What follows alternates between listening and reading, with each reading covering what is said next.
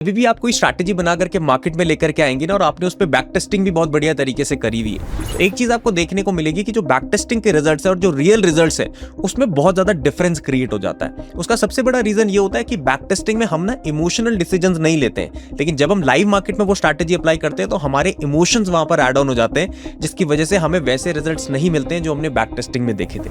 आज इस वीडियो के अंदर मैं आपको ऐसे 3 पॉइंट्स बताने वाला हूं, बहुत ज्यादा जो इंपॉर्टेंट हो जाते हैं, जिससे आपके लाइव मार्केट में जो डिसीजन आप लेंगे उस पर आपका इमोशनल इन्फ्लुएंस बहुत ज्यादा कम हो जाएगा। उसका फायदा क्या होगा कि जो भी रिजल्ट्स आपने बैक टेस्टिंग में देखे थे या अचीव किए थे, वो सेम रिजल्ट्स अब आपको लाइव मार्केट में मिलने लग जाएंगे। ये जो चीजें मैं आपको आगे वीडियो में शेयर करने वाला हूं, ये मैंने खुद ईयर्स ऑफ एक्सपीरियंस और गलतियां करने के बाद सीखे हैं। तो वो गलतियां जो मैंने करी थी और उससे क्या इंप्रूवमेंट मैंने लिया है, इस वीडियो के अंदर हम डिस्कस करने वाले हैं। आपसे मुझे इस वीडियो में कुछ भी नहीं चाहिए, बस थोड़ा सा आपका अटेंशन मुझे इस वीडियो में चाहिए होगा, और अंडर 10 मिनट्स वो सारी चीजें मैं आप तक ट्रांसफर करने की कोशिश करूंगा जो मुझे सालों का एक्सपीरियंस लगाने के बाद पता चली है। तो बिना समय गवाए शुरू से शुरू करते हैं। तो फर्स्ट पॉइंट हो जाता है दोस्तों हमारा, डोंट ओवर एनालिसिस। कई बार हम लोग क्या करते हैं, एनालिसिस करने के चक्कर में पैरालिसिस कर लेते हैं। आमतौर पे हम लोग एनालिसिस जो करेंगे वो मार्केट में एंट्री लेने से पहले ही करेंगे, और आप देखेंगे जो बैक टेस्टिंग में आप एनालिसिस करते हैं वो बस एंट्री लेने से पहले ही करते हैं, उसके बाद आप अपना रिस्क रिवॉर्ड मेंटेन करते हैं। लेकिन जब भी हम लाइव मार्केट में वो एंट्री लेते हैं ना, तो हम एंट्री लेने के बाद भी एनालिसिस करते रहते हैं, जिसकी वजह से होता क्या है कि मार्केट में हम छोटे छोटे इमोशनल डिसीजंस लेकर के अपनी पूरी एंट्री को बिगाड़ देते हैं। अब इसका लाइव इंप्लीमेंटेशन कैसे होगा मैं आपको अपने चार्ट के ऊपर भी बता देता हूं। अब जैसे मान लीजिए मैंने यहां पर एक एंट्री प्लान करी है AXT मैजिक इंडिकेटर की हेल्प से। अब AXT मैजिक इंडिकेटर क्या है, ये हमारा कस्टम कोडेड इंडिकेटर है जिसको आप फ्री ऑफ कॉस्ट यूज कर सकते हैं। बस एक अकाउंट ओपनिंग आपको करनी है फायर्स में या फिर एलिस ब्लू में। डिस्क्रिप्शन में मैंने अकाउंट ओपनिंग लिंक दिया हुआ है, उसके बाद नीचे का अगर आप फॉर्म फिलअप कर देंगे तो आप फ्री ऑफ कॉस्ट इस इंडिकेटर को यूज कर पाएंगे। बट फिलहाल के लिए देख लीजिए, जो मैंने बोला है ओवर एनालिसिस नहीं करना है। मान लीजिए यहां पर एक एंट्री मेरी बनी है। अब बैक टेस्टिंग में क्या होगा, मैं देखूंगा कि मुझे 1:2 तो आराम से मिल गया, यहां पर मेरा स्टॉप लॉस लगा हुआ है। लेकिन आप क्या करेंगे, जब भी मार्केट आपके फेवर में मूव करेगा ना, आप ओवर एनालिसिस करना स्टार्ट कर देंगे एंट्री लेने के बाद भी। आप क्या सोचेंगे कि यार ये हरी कैंडल बन रही है, यहां पर एक काम करता हूं ट्रेल कर लेता हूं। ग्रीन कैंडल बन रही है, नहीं मार्केट मेरे फेवर में नहीं जा रहा। ब्रेक इवन आ गया, आप बोलेंगे नहीं यार यहां पे कट जाता हूं, री एंट्री कर लूंगा।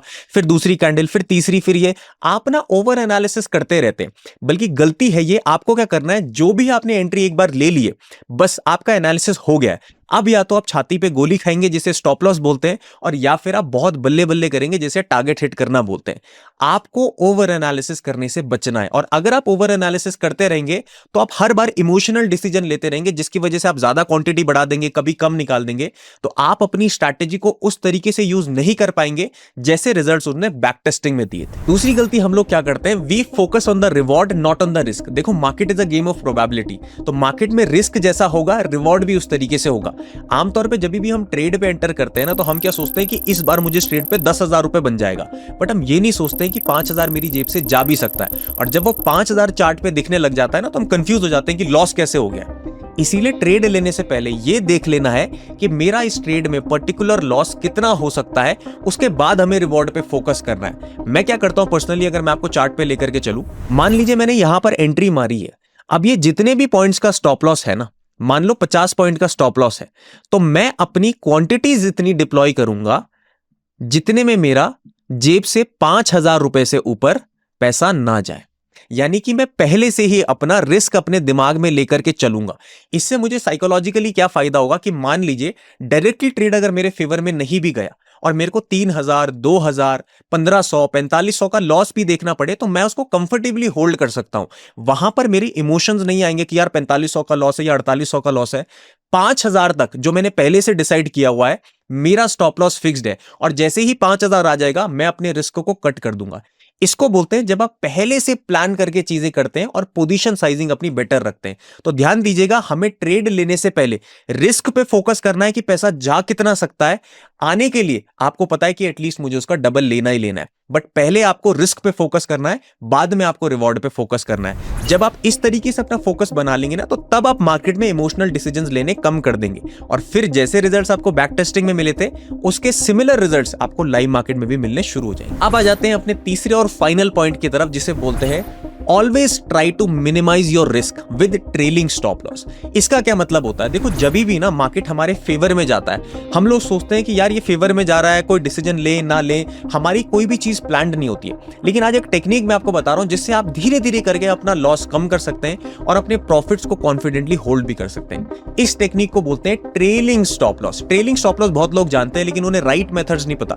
एक बार मैं आपको चार्ट पे दिखा देता हूं कि किस तरीके से या किस मेथड के या किस लॉजिक के साथ आपको अपनी ट्रेलिंग स्टार्ट करनी है। मान लीजिए यहां पर मेरी एंट्री बनती है, तो आपको फोकस क्या रखना है कि मुझे ना अपना रिस्क जितनी जल्दी हो सके मिनिमाइज करना है।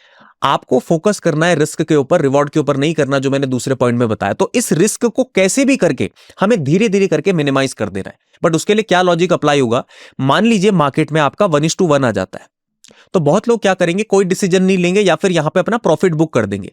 देखो मार्केट जिगरे वालों का गेम है, जो लोग डरते नहीं है वही मार्केट से पैसा बनाते हैं। तो आपको क्या करना है, समझदारी के साथ आप अपने रिस्क को जो अभी तक यहां पर था इसको आप 50% कम कर दीजिए।